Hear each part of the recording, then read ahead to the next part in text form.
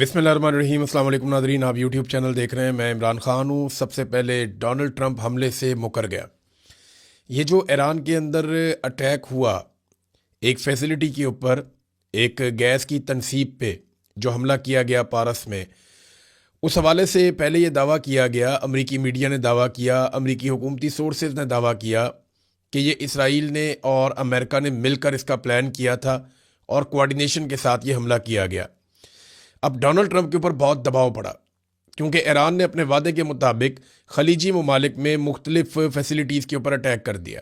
जो गैस की फील्ड्स हैं वहाँ पे अटैक किया। ख़ास तौर पे कतर में उसने काफ़ी नुकसान पहुँचाया।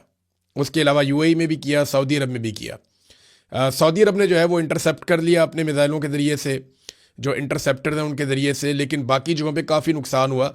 और वो वीडियोज़ आप देख सकते हैं सोशल मीडिया पे कि कतर में कितनी बड़ी बड़ी आग लगी हुई है और यूएई के अंदर क्या सूरत हाल है। तो ईरान ने जो कहा था उसने वो कर दिया जवाबन। लेकिन बात यह है कि पहले जो दावे किए जा रहे थे कि अमेरिका और इसराइल ने मिलकर ये किया, डोनाल्ड ट्रंप अचानक मुकर क्यों गया, ये पहले आप डोनाल्ड ट्रंप का स्टेटमेंट देख लें, इससे आपको सूरत हाल की समझ आएगी। मैं उर्दू में आपको ट्रांसलेट कर देता हूँ। डोनाल्ड ट्रंप ने कहा इसराइल ने ये जो स्टेप लिया मिडिल ईस्ट में, ये गुस्से के अंदर लिया जो कुछ मिडिल ईस्ट में हो रहा है, वो ईरान की एक फैसिलिटी के ऊपर जो साउथ पारस में है गैस फील्ड, उसके ऊपर अटैक कर दिया और उसके एक हिस्से को नुकसान पहुंचाया। डोनाल्ड ट्रंप ना इसके नुकसान को कम करके दिखाना चाहते हैं, चाहे वो कतर का है चाहे वो ईरान का है, क्योंकि जितना नुकसान बढ़ेगा उतनी डोनाल्ड ट्रंप की बदनामी होगी। अब ये डोनाल्ड ट्रंप ने कहा जनाब कि इसके अंदर तो मुझे पता ही नहीं था और ना हमें इसके बारे में आगाह किया गया। डोनाल्ड ट्रंप कहता है इसराइल ने ये खुद ही किया है, और उसके बाद वो ये कहता है कि बदकिस्मती से ईरान ने उसके रद्द अमल के बाद जो कुछ किया और जिस किस्म का ईरान ने अटैक किया कतर पे, उसको डोनाल्ड ट्रंप ने बहुत गलत करार दिया। और फाइनली डोनाल्ड ट्रंप ने धमकी भी दी कि फिर हम बहुत बड़ी तबाही फेरेंगे अगर ईरान ने दोबारा कतर पे या किसी और जगह पे गैस फील्ड के ऊपर अटैक किया तो अटैक तो पहले ईरान के ऊपर हुआ था, ईरान ने जवाबन हमला किया है। ईरान खुद से तो हमला नहीं कर रहा था, और उसका जो हमला है उसके बाद मजम्मती बाकायदा बयानात जारी किए गए हैं। मुख्तलिफ ममालिक के जो सफ़ीर हैं या वज़राए ख़ारजा हैं वो इकट्ठे बैठे, उन्होंने एक स्टेटमेंट भी जारी किया, वो मैं आपको भी बता देता हूँ। लेकिन पहले ये दावा किया जा रहा था अमरीकी मीडिया में, इसराइली मीडिया में, और इसराइल ने अभी दोबारा कन्फर्मेशन दी है। जब डोनाल्ड ट्रंप ने ये स्टेटमेंट दे दिया उसके बाद भी इसराइल ने कहा कि नहीं, ये जो अटैक किया गया है इसराइल की जानिब से ईरान की गैस फील्ड पे, ये डोनाल्ड ट्रंप की मुशावरत से किया गया है। डोनाल्ड ट्रंप क्यों मुकर गया, पीछे क्यों हटना पड़ा, ये एक बड़ा सवाल है। इसका सादा जवाब मैं आपको देता हूं कि डोनाल्ड ट्रंप के ऊपर बहुत शदीद तनकीद हुई है, ना सिर्फ यूरोप में बल्कि अमेरिका के अंदर और गल्फ ममालिक की जानिब से भी डोनाल्ड ट्रंप पे बहुत ज़्यादा तनकीद हुई है। वजह यह है कि एकदम से इतने बड़े अटैक्स के बाद आलमी सतह पे पेट्रोलियम और गैस की मसनूआत की कीमतें बहुत बढ़ गई हैं। पूरी दुनिया में महंगाई की एक वेव आई है। इस वक्त अगर आप इंटरनेशनल जो क्रूड ऑयल की प्राइस है उसको आप चेक कर लें तो आपको पता चल जाएगा वो $110 से ऊपर जा रही है। कभी 112, कभी 113, ये वेरी करती रहती है बहुत तेज़ी से। लेकिन आलमी मंडी में ये कीमतें बढ़ रही हैं। अब इनको रोकना है तो एक ही तरीका है कि आपने हुर्मुज़ खुल जाए और यहाँ पे कशीदगी ख़त्म हो जाए और जो ऑयल की और गैस की तनसीबात हैं उनको निशाना ना बनाया जाए। लेकिन डोनाल्ड ट्रंप ऐसा कुछ भी करने में कामयाब नहीं हो पा रहा। अमरीकी रियासत कैलिफोर्निया के गवर्नर हैं, उन्होंने डोनाल्ड ट्रंप को बेनकाब करते हुए कहा कि पूरे मुल्क में पेट्रोल की कीमतें तेज़ी से बढ़ रही हैं, अमरीकी फ़ौजी हलाक हो रहे हैं, ज़ख्मी हो रहे हैं, हमारे दरीना इत्तहादी पुराने वो हमें छोड़ रहे हैं, और अमरीका के सदर को बिल्कुल अंदाज़ा नहीं है कि वो क्या कर रहा है।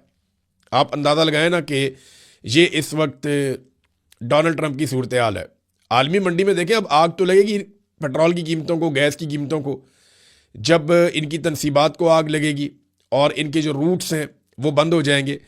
एक और इंकशाफ किया है नेशनल काउंटर टेररिज्म के साबिक सरबराह हैं जो केंट, उन्होंने ये कहते हैं जी कि अली लारेजानी अमन मुज़ाकरात कर रहे थे लेकिन उन्हें कत्ल कर दिया गया।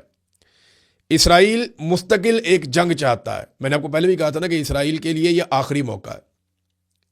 अगर ईरान एटमी कुव्वत बन गया तो इसराइल का मौका ख़त्म हो जाएगा, और अगर अमेरिका इस मरतबा इस लड़ाई से निकल गया तो कोई भी अमरीकी सदर दोबारा इस लड़ाई में आने का लंबे अरसे तक सोच भी नहीं सकेगा। वजह यह है कि जो बेइज्जती डोनाल्ड ट्रंप की हो गई है, कोई और इतना बड़ा रिस्क लेगा नहीं।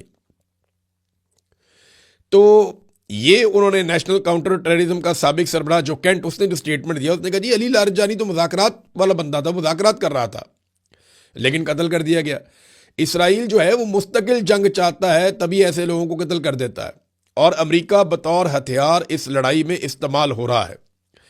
ट्रंप के ऊपर अमेरिका में जो तनकीद हो रही है वो मैंने आपको पहले बता दिया। एक और बड़ी खौफनाक हरकत हुई है, और ये हरकत हुई है ईरान के अंदर।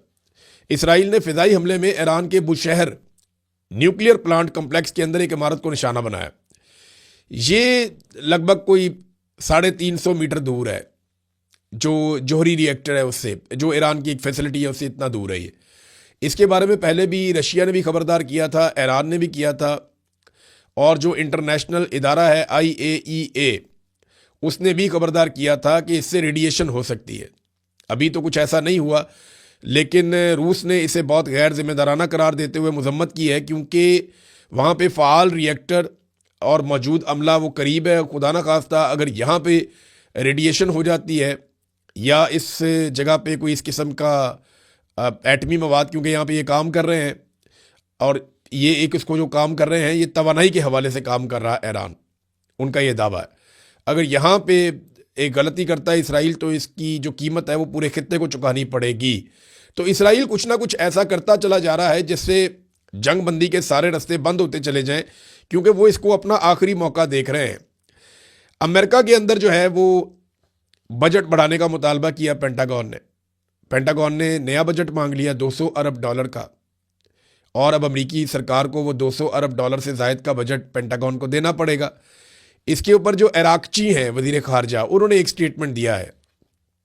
उन्होंने कहा जी जंग को अभी सिर्फ 3 हफ्ते हुए हैं, और ये आपकी चॉइस की जंग है, अपनी मर्जी से आपने लड़ी है, और ये इम्पोज की गई है ईरानियों के ऊपर और अमेरिकन के ऊपर। यानी ईरानी भी ये जंग लड़ना नहीं चाहते, अमेरिकन भी ये जंग लड़ना नहीं चाहते, लेकिन नेतन्याहू की शरारत से अमेरिका इसके अंदर आ गया और डोनाल्ड ट्रंप इस्तेमाल हो गया।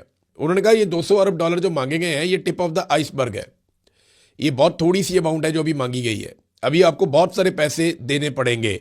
बल्कि उन्होंने ट्रिलियंस ऑफ डॉलर्स की बात की है, और वो कह रहे जी अमेरिकन को नेतन्याहू का शुक्रिया अदा करना चाहिए कि अभी ट्रिलियंस डॉलर आपको खर्च करने पड़ेंगे इसराइल फर्स्ट टैक्स के तौर पे, कि अमेरिका से पहले, वो अमेरिका फर्स्ट कहते हैं ना, तो इन्होंने कहा जी इसराइल फर्स्ट, इसराइल जो है वो अमेरिका से भी पहले है, तो उसके लिए आपको अब बहुत ज़्यादा पैसा खर्च करना पड़ेगा, और इसका बोझ कौन उठाएगा? अमरीकी इकॉनमी।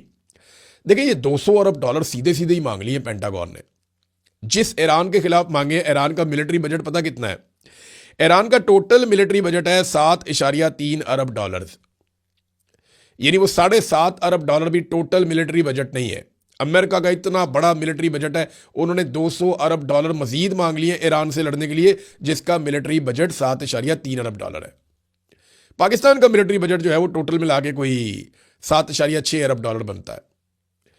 लेकिन ये अमेरिकन तो पैसे फूंकते हैं जंग के अंदर, हम सब जानते हैं, और जंग ही एक ऐसा कारोबार है जिसमें दुनिया, असला बनाने वाली कंपनियां, ये सारे बड़े बड़े लोग ये पैसा बनाते हैं, और इसमें बेशुमार पैसा बनता है। नाज़रीन, रॉयटर्स के मुताबिक एक खबर आई है कि अमेरिका ग्राउंड के ऊपर अपने फौजी उतारना चाहता है ईरान में, और अगले हफ्ते ये दावा किया जा रहा है कि इसमें कोई डेवलपमेंट हो सकती है। अमेरिकन जो है ना वो अब तक मुख्तलिफ एरिया पे बात करते चले आए हैं, और एक एरिया जिसे आप खारक जजीरे के नाम से जानते हैं, जहाँ पे ईरान की बहुत बड़ी फैसिलिटी है ऑयल्स के हवाले से, वहाँ पे अमरीकी अपने फौजी उतार सकते हैं, ये दावा किया जा रहा है। उसको वो एक आसान हदफ समझते हैं। लेकिन मैं पहले भी आपको बता चुका हूँ कि ईरान खुदकुशी वाले मोड में है, वो खारक जजीरे को तबाह कर देगा अगर वहाँ पे अमरीकी फौजी मौजूद हुए, और वो उनके ऊपर वहाँ पे अटैक करेगा। अव्वल तो वो आने नहीं देगा, लेकिन अगर वो वहाँ तक आ गए तो वो उनके ऊपर हमला करेगा, ईरान बाज नहीं आएगा। और ईरान का जितना नुकसान होगा उतना ही नुकसान वो खलीजी ममालिक का भी कर देगा, क्योंकि ईरान को ये लगता है कि अगर हमें नुकसान हो रहा है तो खलीजी ममालिक का जितने भी असासे हैं उनका फ़ायदा अमेरिका उठाता है। अमेरिकन कंपनियां यहाँ पे काम करती हैं, वो यहाँ से तेल और गैस निकालती हैं, और वो यहाँ से बेशुमार डॉलर्स कमा कर ले जाती हैं। लिहाजा अगर वो हमें नुकसान देंगे तो हम वहाँ पे नुकसान करेंगे। ये ईरानियों की सोच है। अब जो मुज़म्मती एक स्टेटमेंट जारी किया गया है, मैं थोड़ा सा आपको स्टेटमेंट बता देता हूँ।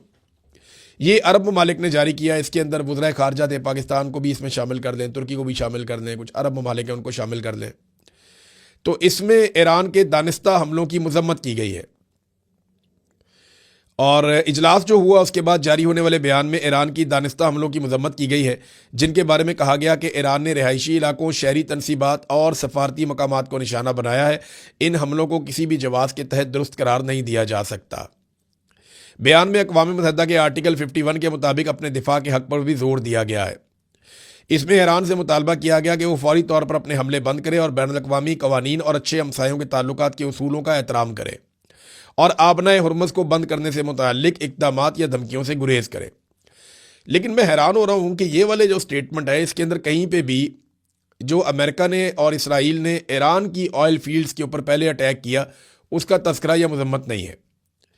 यानी बात तो यहाँ से शुरू होनी चाहिए थी कि सबसे पहले ईरान के ऑयल फील्ड्स और ईरान के जो असासे हैं, तनसीबात हैं या गैस की जो फील्ड्स हैं, उनके ऊपर जो अटैक किया गया या ईरान के जो लीडर्स को कत्ल किया गया, उसकी मजम्मत की जाती है और उसके बाद ईरान की भी मजम्मत की जाती। लेकिन यहाँ पे एक तरफा मजम्मत हो रही है और यही बात जो है वो हुई थी अक़वाम मुत्तहिदा में। यूनाइटेड नेशन में जो करारदाद पेश की गई उसमें यह कहा गया कि ईरान ने जो अरब ममालिक पे अटैक किया उसकी मजम्मत, लेकिन जो इसराइल ने और अमेरिका ने ईरान के ऊपर अटैक किया उसको वीटो कर दिया गया, उसकी मजम्मत नहीं की गई। हाँ, ओमान जो है उसने खुलकर बयान जारी किया है और ओमान थोड़ा सा आउट ऑफ द बॉक्स आ रहा है। ओमान के ऊपर ईरान ने भी ज़्यादा अटैक नहीं किया और ओमान ने कोई इतनी फैसिलिटी दी भी नहीं ईरान के ऊपर अटैक्स के हवाले से अमेरिका या इसराइल को। ओमान के मामलात और तरह के हैं। तो वहाँ पे जो वज़ीर ख़ारजा का स्टेटमेंट है वो ये है कि United states has lost control of its foreign policy, कि अमेरिका अपनी जो खारजा पॉलिसी है उसके ऊपर से कंट्रोल खो चुका है। यानी अब वो तो इसराइल चला रहा है ना, अमेरिका तो चला ही नहीं रहा वो पॉलिसी। नाज़रीन, पाकिस्तान के हवाले से कुछ खबरें मैं एंड में आपके साथ शेयर कर देता हूँ। सबसे पहले तो ये है कि पाकिस्तान का जो मौक़िफ़ आया है काबुल में अस्पताल पर हमले के बाद, उसको आलमी सतह पे ऐसे देखा जा रहा है जैसे इसराइल गज़ा के अंदर अस्पतालों के ऊपर अटैक करता था और उसके बाद वो मौक़िफ़ देता था। ये डिट्टो कॉपी है एक दूसरे की। अब हादसाती तौर पे हैं, डेलिब्रेटली हैं, लेकिन जो भी है ये एक दूसरे की डिट्टो कॉपी है, एक तरह के हैं। जो बात इसराइल करता है गज़ा में अस्पतालों पे हमले के बाद, लगभग वैसी बात काबुल में अस्पताल पे हमले के बाद पाकिस्तान ने भी की है। इसराइल कहता है वहाँ पे हमास के जंगजू हैं और हमास के हथियार हैं अस्पतालों के अंदर, और यही बात पाकिस्तान ने की कि यहाँ पे दहशतगर्दों के ठिकाने हैं और अस्पताल के अंदर असला भी छुपाया हुआ था। तो लगभग एक जैसा मौक़िफ़ है और दोनों को एक जैसी सूरत हाल का सामना भी है। पहली मरतबा यूरोपीय यूनियन, अक़वाम मुत्तहिदा जो है वो इस हवाले से काफ़ी एक्टिव हो गए हैं। अफ़गानिस्तान अस्पताल पर हमला जंगी जराइम करार दिया गया अक़वाम मुत्तहिदा और यूरोपीय यूनियन की जानिब से। तो ये बड़ा काम ख़राब होता जा रहा है। अगर इसकी इंक्वायरी लग जाती है और इसकी तहकीकात करवाई जाती है। देखिए, पाकिस्तान में पहली मरतबा ऐसा हुआ है कि अक़वाम मुत्तहिदा की किसी रिपोर्ट या यूरोपीय यूनियन के ऊपर तनकीद करवाई जा रही है मीडिया में। इससे पहले ये काम इंडिया ज़रूर करता था, ये काम इसराइल ज़रूर करता था कि हमारे साथ जानिबदारी हो रही है, आपकी रिपोर्टें ठीक नहीं हैं, आप ज़्यादती कर रहे हैं। ये बात इसराइल कहता था अक़वाम मुत्तहिदा को कि आप जानिबदारी ले रहे हैं, आपकी रिपोर्टों में सदाकत नहीं है, आप फैक्ट्स को तोड़ मरोड़ रहे हैं, आप बात को समझ नहीं रहे। ये बातें पहले इसराइल करता था। अब पाकिस्तानी मीडिया भी ये बात खुद तो नहीं करेगा, पाकिस्तानी मीडिया को कहा जा रहा है कि आप ये बात करें। पाकिस्तान में एक बयानिया बनाने की कोशिश की जा रही है कि ये अटैक बिल्कुल दुरुस्त था, लेकिन आलमी सतह पे कोई इसे मान नहीं रहा। अगर इसको जंगी जराइम के ज़ुमरे में लाया जाता है और तहकीकात के ज़रिए से ये साबित हो जाता है तो पाकिस्तान के लिए मुश्किलात बढ़ेंगी। देखें, आलमी सतह पर एक शर्मिंदगी होती है, पाबंदियों का सामना करना पड़ सकता है, इसकी भरवाई करने का कहा जा सकता है। तो जब भी कोई अटैक किया जाए तो इस बात का हमेशा ख्याल रखना चाहिए कि जिन पे हमला किया जाए वो दहशतगर्द होने चाहिए और दहशतगर्दों को ही निशाना बनाया जाए इन केस के आपको हमला करना पड़े। अदरवाइज आप बातचीत एंड ऑफ द डे आपको करनी पड़ती है। आप जितनी मर्जी जंग कर लें, एंड में आपको टेबल पे बैठना ही पड़ेगा। अमेरिका अफगानिस्तान में 20 साल लड़के गया, एंड में उसको टेबल पे बैठना पड़ा। आप पाकिस्तान लड़ ले वहाँ पे 10, 20, 30 साल, अफगानिस्तान तबाह बर्बाद हो जाएगा। अल्लाह करे पाकिस्तान को कुछ भी ना हो, लेकिन एंड में आपको फिर भी बैठ के बात करनी पड़ेगी।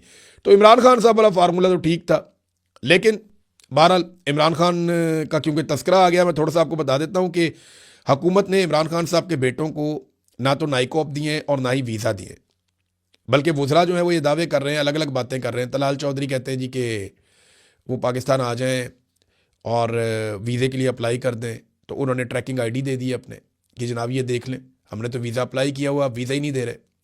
अता तारण कहते हैं उनके पास नाइक ऑप्स हैं, नाइक ऑप्स के ज़रिए आ जाए, तो उन्होंने वो भी अप्लाई किए हुए हैं कई महीनों से, उनको नाइक ऑप्स भी नहीं दिए जा रहे। तो ये इमरान खान को तो दीवार के साथ लगाया हुआ है आसिम मुनीर साहब ने और उनकी एस्टेब्लिशमेंट ने। दहशतगर्दों के साथ ईद के मौके पर जंगबंदी की है पाकिस्तान की मिलिट्री एस्टेब्लिशमेंट ने कि चलें ईद आ रही है तो हम ये कहते हैं दहशतगर्द हैं वो लोग, और एक मौक़िफ़ है फितनतुल हिंदुस्तान। तो अगर फितनतुल हिंदुस्तान के साथ आप बातचीत कर रहे हैं और आप कह रहे हैं जंगबंदी हो गई, हमारा सीज़ फायर हो गया ईद के दिनों में, तो इमरान खान के साथ क्यों नहीं? क्यों वो पाकिस्तान का सबसे बड़ा लीडर नहीं है? क्या वो पाकिस्तान में सबसे ज़्यादा वोट लेने वाला आदमी नहीं है? क्या वो पाकिस्तान का साबिक वज़ीर आज़म नहीं है? क्या वो पाकिस्तान का सबसे मकबूल आदमी नहीं है? ये बात सच है, वो मुहब्बे वतन आदमी है, सब उसे जानते हैं, कौम के लिए लड़ रहा है वो। देखिए ना इमरान खान के साथ ये सारा कुछ क्यों हो रहा है? वहाँ अफगानिस्तान के साथ आपने जंगबंदी कर दी फितनतुल हिंदुस्तान करार देकर, वो इसलिए कि उसके लिए आलमी सतह पर आवाज़ें उठी बड़ी बड़ी। इमरान खान के लिए आलमी सतह पर कोई बड़ी आवाज़ उठती नहीं, और जिनके लिए इमरान खान आवाज़ उठा रहा है वो गरीब लोग इमरान खान के लिए आवाज़ उठाते नहीं। वो सारे सिर्फ दुआएं ही कर रहे हैं और ख्वाहिश का इजहार कर रहे हैं कि इमरान खान जीत जाए, लेकिन प्रैक्टिकली उनको ये लड़ाई लड़नी पड़ेगी पाकिस्तानियों को अल्टीमेटली, क्योंकि ये आपकी लड़ाई है, आपको खुद लड़नी पड़ेगी। एक खबर मैं आपको एंड में और देता हूँ, ये 2026 की सालाना threat assessment of United States intelligence community report आई है मार्च 2026 की। इसमें कश्मीर को इंडिया की यूनियन करार दिया गया है इस रिपोर्ट में। अब पाकिस्तानी इसके ऊपर बात नहीं करेंगे, पाकिस्तानी हुकूमत को चाहिए कि इस रिपोर्ट को गलत करार दे, इसके ऊपर स्टेटमेंट दे, इसके ऊपर आकर बोले। DGISPR को भी इस पर स्टेटमेंट देना चाहिए, आर्मी चीफ को भी देना चाहिए। देखिए ना अमेरिका के सिर्फ एक बयान पर पाकिस्तान ने अभी तक रद्द-ए-अमल दिया है। तुलसी गबार्ड का जो बयान है कि पाकिस्तान के मिसाइल अमेरिका तक आ सकते हैं, अमेरिका खतरे में है, इसके ऊपर फौरी तौर पे पाकिस्तान ने रद्द-ए-अमल देकर कहा नहीं जी नहीं, हमारे मिसाइल वहां तक नहीं आ सकते। हम आपको यकीन दिलाते हैं कि हमारे मिसाइल किसी सूरत अमेरिका तक नहीं आ सकते, अमेरिका को हमारे मिसाइलों से कोई खतरा नहीं है। ये फौरी तौर पे स्टेटमेंट दे दिया। इससे पहले अमरीकी वजीर खारजा ने कहा कि पाकिस्तान ने अर्जी डाली है गजा में अपनी फौज भेजने के लिए, उसके ऊपर कोई रद्द-ए-अमल इन्होंने नहीं दिया, बिल्कुल रद्द-ए-अमल दिया ही नहीं। बोर्ड ऑफ पीस में शमूलियत की अर्जी, कोई रद्द-ए-अमल नहीं दिया। ट्रंप के बयानात पे कोई रद्द-ए-अमल नहीं दिया। कश्मीर को भारत में शामिल करना, इसके ऊपर कोई रद्द-ए-अमल नहीं दिया। फ़लस्तीनी रियासत के क़याम से अमेरिका का इनकार करना, इसके ऊपर कोई रद्द-ए-अमल नहीं दिया। मस्जिद अक्सा की जगह हैकल सुलेमानी की तामीर का स्टेटमेंट देना, कोई रद्द-ए-अमल नहीं दिया। तो पाकिस्तान ने रद्द-ए-अमल सिर्फ एक चीज़ पे दिया कि अमेरिका को हमसे कोई खतरा नहीं है, बाकी अमेरिका जो मर्जी करी जाए, इन्होंने कोई रद्द-ए-अमल कभी दिया ही नहीं। बहरहाल इस वीलॉग में अब तक के लिए इतने, अपना ख्याल रखिएगा, अपने चैनल का भी। अल्लाह हाफ़िज़।